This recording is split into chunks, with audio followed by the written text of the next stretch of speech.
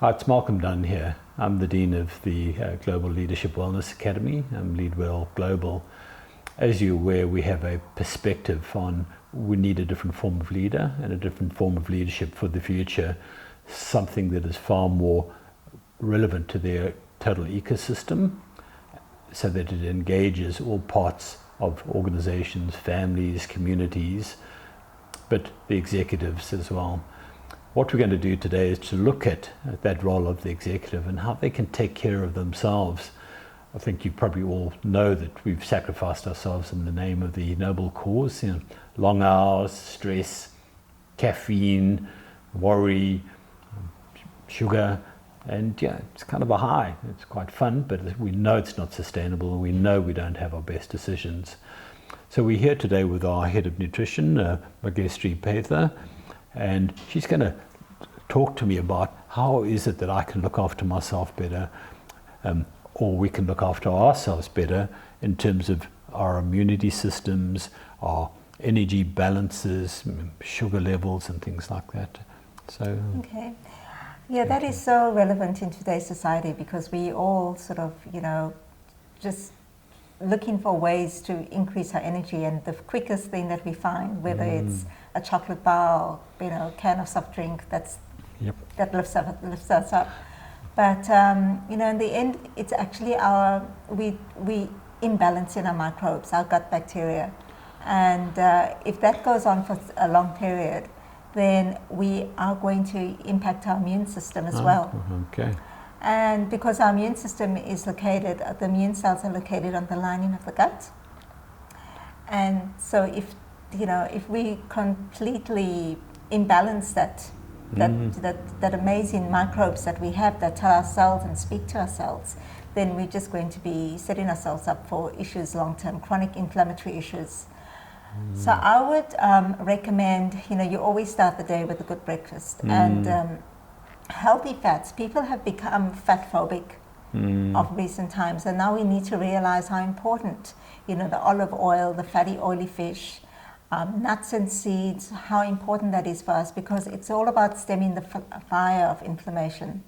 Okay. So I think people get that they should do something different. They don't necessarily know what to do, but even if they do, changing habits seems to be the hardest thing because we're used to the quick fix, the sugar spike. Is this, what can we do? So are you saying a good breakfast would then have a slow burn, so we're not going to need the quick top-ups? Exactly. The protein, the good complex carbohydrates, so whether it's like a seeded bread or some really good sourdough, our flaxseed oil or olive oil sprinkled over it, leafy green vegetables. So start the day slowly, and it's about making little changes. So don't go out and think, I'm going to get a complete overhaul and I'm going to change the way I eat, and then you'll just burn out at the end. Sure. So little steps are important. And then, because obviously you could do that in the morning, but at work it's fast foods. The dominant thing that's easily available. What do I do for lunch then, and what do I do in the day for snacking and things? What do I do there? It's actually quite easy, finding healthy foods when at work, because everyone has salads available. Everyone has grilled meats, like grilled chicken or a good fish, and a bit of brown rice. So things like that, as long as it contains a lot of fiber. So as ensure that whatever you choose for lunch is full of colors. Variety is really the key. Okay. So getting that it could help my immune system because of the gut bacteria. Tell me about the connection with stress. So is it going to stop me getting stressed, or is it going to help me recover from stress? Well, there's a few things you can tackle with stress. Time out for yourself, whether it's 5 minutes just of deep breathing, coming back within yourself. Ensuring that you take a handful of nuts and seeds because they're rich in magnesium. So that's really, really important as well, because magnesium really settles our stress. It calms us down. Okay. And exercising, a brisk walk around around your office, or during your lunch break. Finish your lunch off with a brisk walk. Okay.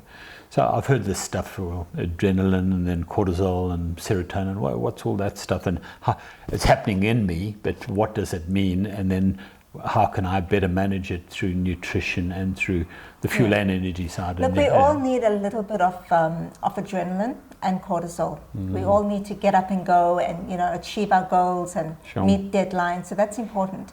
But the problem arises when we don't switch off. So when we are constantly stressed, when that pedal is being pushed 24/7.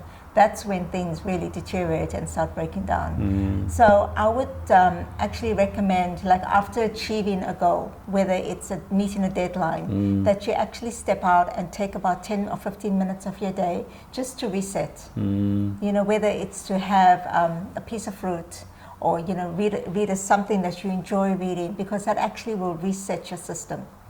Because if you're just going from one task to another task without taking that break, then you are definitely going to be in that adrenal, stress. Okay. Help me with the connection of inflammation to diet as well, because I think it's happening more and more. Everybody's getting issues with inflammation and joints and everywhere. So the thing is, inflammation doesn't choose where to go. So if we're inflamed, it could go anywhere. It can go to our joints, it could go to our brain cells, it could affect any part of our heart. So the thing is, to reduce and quell that inflammatory fire, again, it's important to have your healthy oils. Important to get a good night's rest, to sleep well, not being in a stressful environment. That all helps. And the main thing is sugar. Sugar is so inflammatory. Yep. Because if you and even too much of fruit, like all the fructose. So whenever you have a piece of fruit, have some nuts with it. Just to reduce that spike in blood sugar levels. Fiber is important for the diet because it feeds your microbes. So all of that reduces inflammation. Okay.